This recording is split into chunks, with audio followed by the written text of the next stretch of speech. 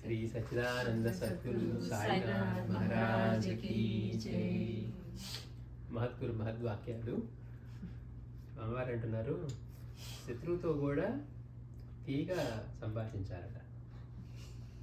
మనకి శత్రువు అనేది ముందు లోపల ఎమోషన్ బయట దాచుకుంటున్నా కానీ మాట అలాంటి కర్కశంగానే వస్తుంది, మాటలు సున్నితంగా అంటున్నా. ఎందుకని హృదయంలో డ్రైవ్ చేసే భావం అదే.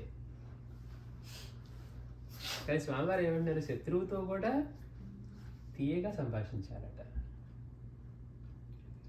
ఎవరి సంస్కారం ఎలాంటిదో వారి మాటల్లో వ్యక్తం అవుతుంది. నోరు మంచిదైతే ఊరు మంచిది అవుతుంది. నోరు మంచిదైతే ఊరు మంచిది అవుతుందని మన పెద్దలు ఊరికే చెప్పలేదు. మిత్రులతోనే కాక శత్రువులతో కూడా సంస్కారవంతంగా మాట్లాడాలని స్వామివారు ఒక ఉదాహరణగా బోధించారు.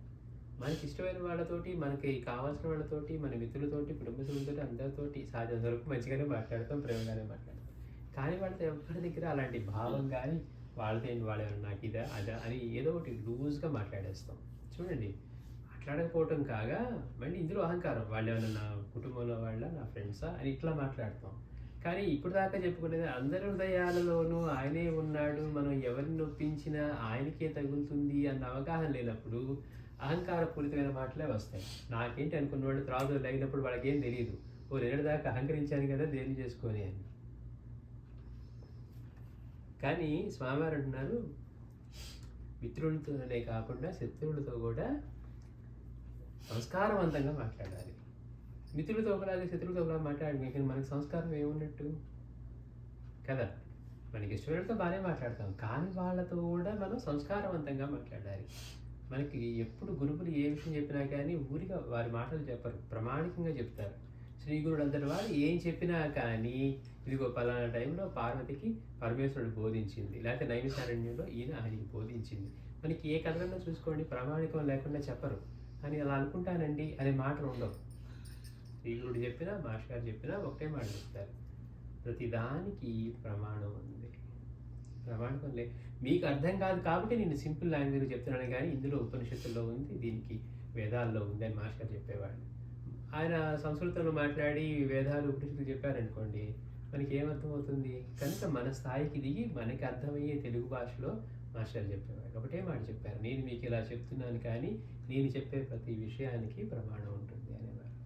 అందుకని మనం ఎప్పుడు ఏదైనా చెప్తున్నప్పుడు కూడా మాస్టర్ గారు ఎక్కడి దీని గురించి చెప్పారా, లేకపోతే స్వామీజీ చెప్పారా ఆలోచన చెప్పాలి, కానీ ఇలా ఏంటందండి ఇదే ధర్మమేనివ్వండి అని పిచ్చి పిచ్చిగా మనం మాట్లాడకూడదు. అంతటి వారు ఏది చెప్పినా అంత ప్రామాణికంగా చెప్తూ ఉన్నప్పుడు స్వామివారు కూడా అలానే చెప్పారు.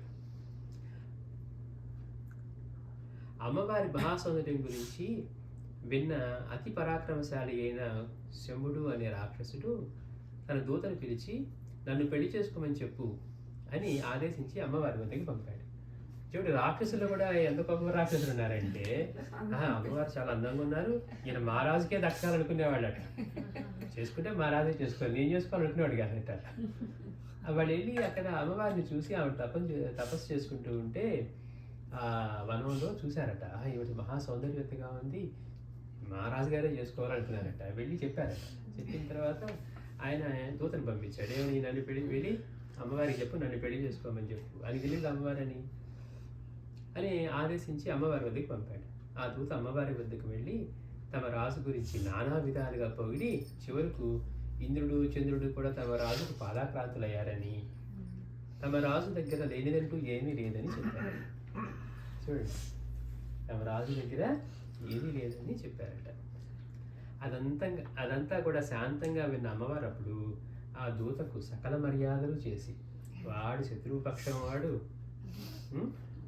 వాడేంటి నన్ను అడిగేది, అసలు వాడు ఏమనుకుంటున్నాడు అలా అమ్మవారు ఆ వచ్చిన చిన్న రాక్షసుడికి సకల మర్యాదలు చేశారట.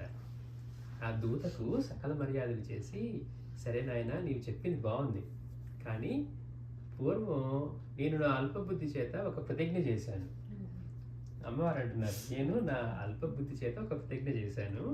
అదేంటంటే ఎవరైతే నన్ను సంగ్రామంలో ఓడిస్తారో వారినే నేను వివాహం చేసుకుంటానని. అమ్మవారు ఎంత చక్కగా చెప్పారు. సిద్ధంగా రమ్మని అల్లా, నాయన సరే నాయన నువ్వు చెప్పింది బాగుంది, చాలా బాగుంది, కానీ నేను అల్పబుద్ధితోటి ఒక ప్రతిజ్ఞ చేశాను. మాటను తీసుకున్నాడు వెనక్కి. నాతో ఎవరైతే పోరాడి సంగ్రామంలో గెలుస్తారో వాళ్ళని మాత్రమే వివాహం చేసుకుంటానని ప్రతిజ్ఞ చేశాను. మరి ఇప్పుడు నేను ఆ ప్రతిజ్ఞకు కట్టుబడి ఉండాలి కదా! కావున యుద్ధంలో నన్ను జయించి పెళ్లి చేసుకోమని చెప్పు అన్నారట అమ్మవారు.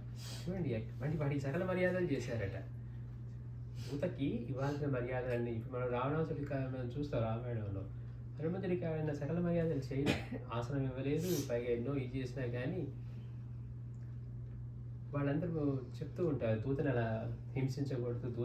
దూత మళ్ళీ మధ్యవర్తిగా వచ్చాడు కానీ అతను కాదు కదా శత్రువు.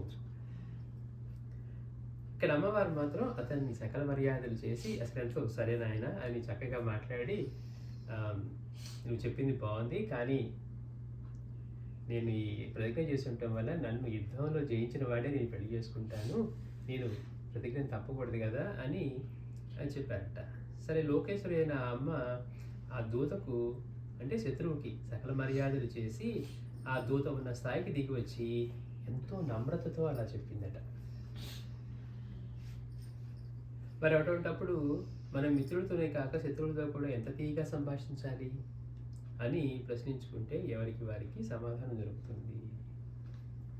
చాలా కథ చెప్పారట. అంటే మిత్రులతోనే కాదు శత్రువులతో కూడా మనం ప్రియంగా సంభాషించాలి. దానికి అమ్మవారంతటి వారు వచ్చి మా రాజుని వివాహం చేసుకోవాలంటే వాడి మీద ఒక్కసారి ఒక ఆయుధం తీస్తే వాడు ఎంత, కానీ అలా చేయలేదట. తీయకుండా సరే నువ్వు చెప్పింది బాగుంది కానీ నేను ప్రతిజ్ఞ చేశాను, నన్ను చక్కగా నాతో యుద్ధంలో పోరాడి చేయించి నన్ను పెళ్లి చేసుకోమని అని చెప్పి అట్లా వాడికి అంటే వాడి స్థాయికి దిగి వచ్చారట అమ్మవారు. వాడి స్థాయికి దిగి వచ్చి అలా చెప్పారు అని.